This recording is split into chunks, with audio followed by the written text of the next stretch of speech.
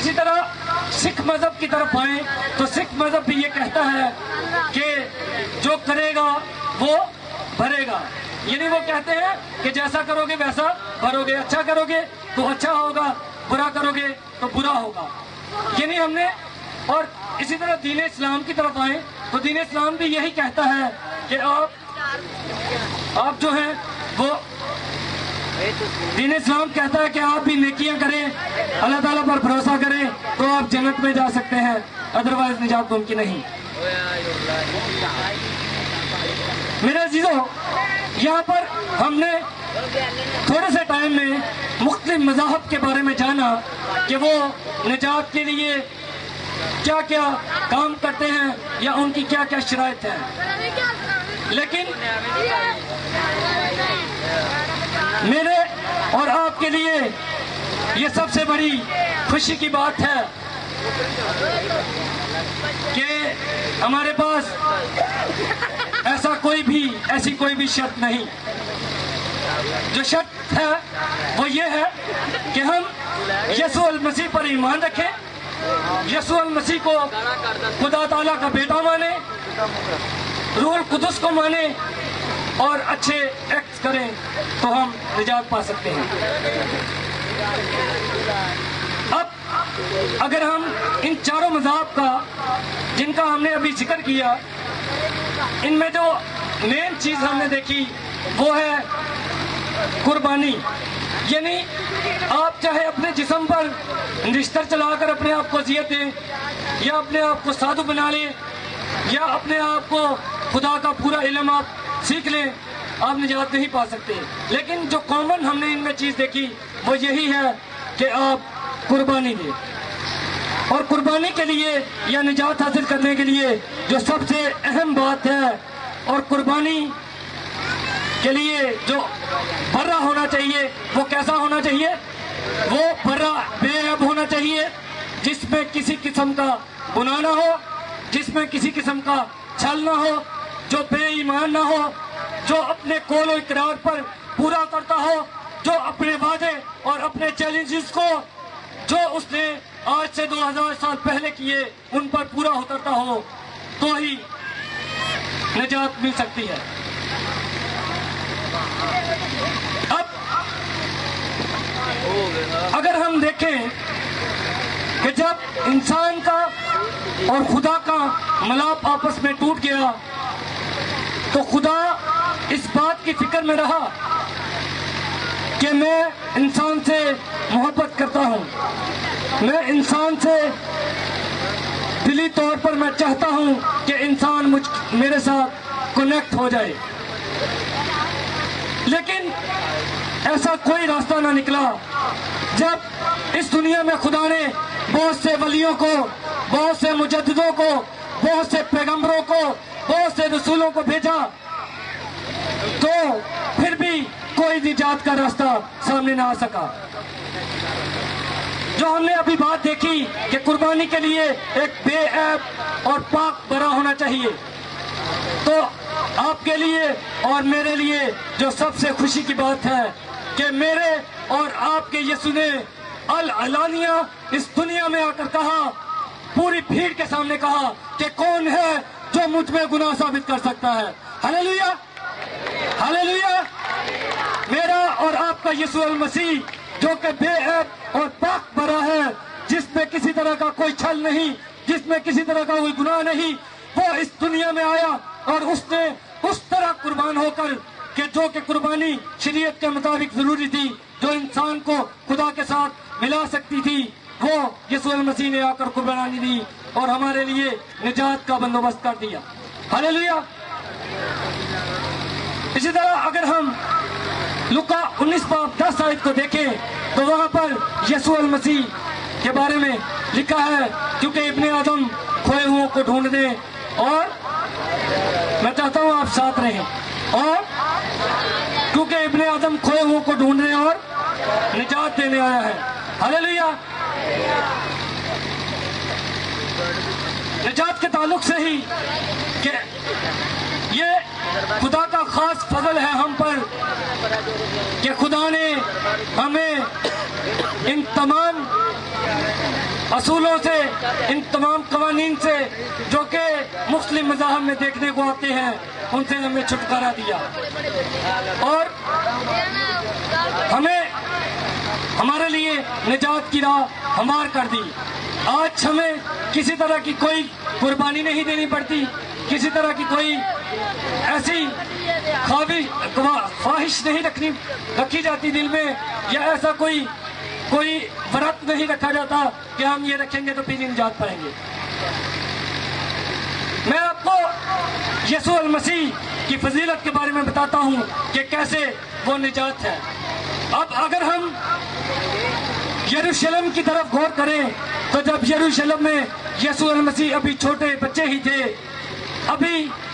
وہ شیرخواں ہی تھے، ان کو ابھی کچھ بھی پتہ نہیں تھا، جب مقدسہ مریم اور مقدس یوسف جب ان کو ہیکل میں لے کر آئے تو جیسے ہی وہ ہیکل سے باہر آئے تو وہاں پر ایک شخص موجود تھا۔ آپ جانتے ہیں وہ شخص کون تھا؟ وہ شخص موجود تھا جو کہ بلائنڈ تھا، جو کہ اندھا تھا۔ اب جیسے ہی مقدسہ مریم اور مقدس یوسف حضرت مریم یسوع المسیح کو پاس سے لے کر گزرے تو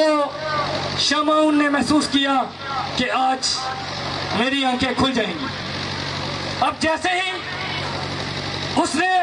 یسوع المسیح جو کہ ابھی شیرخواں ہی تھے، جو کہ چھوٹے سے تھے، ان پر نگاہ کی تو انہوں نے کیا کیا کہ آج میری آنکھوں نے نجات دیکھ لیا۔ ہلیلویا، ہلیلویا۔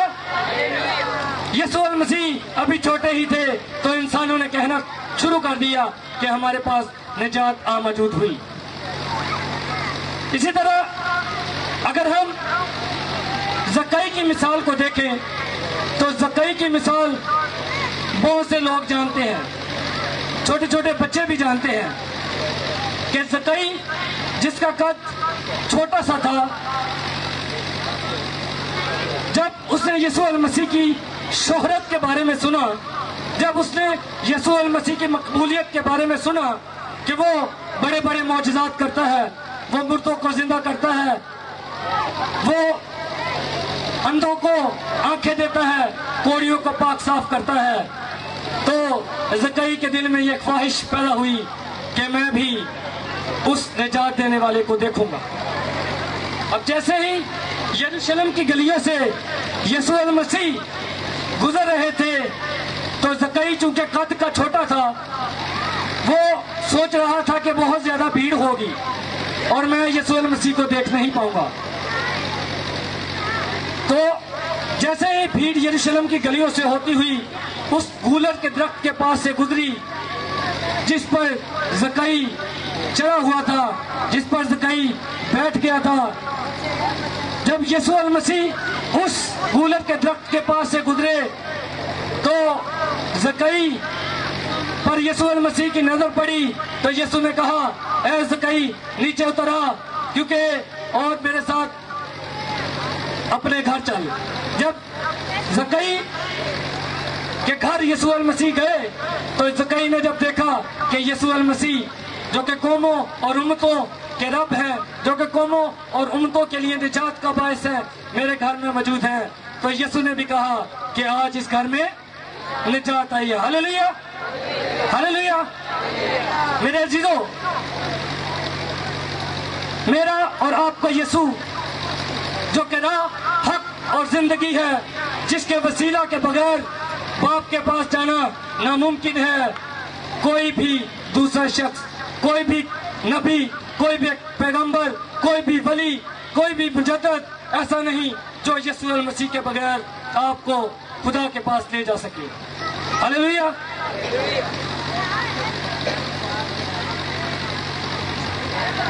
اسی طرح ہم یسوع المسیح کی زندگی کے بارے میں دیکھتے ہیں کہ جب وہ آئے اور اپنے آپ کو اس دنیا میں آ کر ہمارے گناہوں کی خاطر صلیب پر قربان کر دیا، تو وہ رستہ، وہ ڈسکنیکشن جو کہ انسان اور خدا کے درمیان ٹوٹا ہوا تھا، وہ یسوع المسیح نے اپنے خون کو صلیب پر دے کر وہ اس کنیکشن کو جوڑ دیا۔ آمین۔ मैं चाहूँगा और मैं अभी इस मैसेज को इस बात पर ख़त्म करना चाहता हूँ कि आप सारे अपने कदमों पर खड़े हो जाएं, क्योंकि मैं महसूस कर रहा हूँ कि टाइम काफ़ी हो चुका है और ये गांव है तो यहाँ पर इतना टाइम भी काफ़ी लग रहा है। मैं चाहता हूँ कि आप सारे अपने कदमों पर खड़े हो जाएं और अपने हाथों को आसमान की तरफ उठाएं और आज ये इकरार करें कि ऐ खुदा यीशु मसीह, मैं तुझको खुदा का बेटा और अपना निजात दहिंदा मानता हूँ। ऐ यीशु मसीह, मैं ये मानता हूँ, मैं ये मानती हूँ कि तूने इस जमीन पर आकर मेरे लिए, मेरे खानदान के लिए, इस दुनिया के लिए निजात का बंदोबस्त कर दिया। मैं ये इकरार करता हूँ कि तू आज भी इस दुनिया में हमारी रहनुमाई करता है, तू आज भी रूहुल कुदस की शक्ल में हमारे दरमियान मौजूद है। मैं ये इकरार करता हूँ कि तू ही वाहिद निजात दहिंदा है, तेरे सिवा कोई दूसरा नाम नहीं जिसके वसीले से निजात है। मैं ये मानता हूँ कि मैंने बहुत सी बदियाँ की, मैंने बहुत से गुनाह किए, मैंने अपनी जिंदगी को यीशु मसीह के बेटे से दूर रखा, मैंने यीशु से दूर रखा, लेकिन मैं आज इस खेमा पर इस कन्वेंशन के वसीला से ये इकरार करता हूँ और मानता हूँ कि मैंने बहुत से गुनाह किए और मैं आज अपने गुनाहों से तौबा करना चाहता हूँ। अपने हाथों को आसमान की तरफ बुलंद कीजिए और अपने दिलों में थोड़े टाइम के लिए सोचना शुरू कीजिए कि क्या आपने, मैंने उस तरह जिस तरह हमें खुदावंद यीशु मसीह को, उस खुदा को मानना था, क्या मैंने और आपने माना? आज अपने दिलों में ये इकरार कीजिए कि ऐ यीशु मसीह, ऐ खुदा के बेटे, मैंने उस कुर्बानी को जो तूने आसमान से जमीन पर आकर मेरे गुनाहों की खातिर दी, मैंने उन गुनाहों को नहीं छोड़ा। आज ये इकरार कीजिए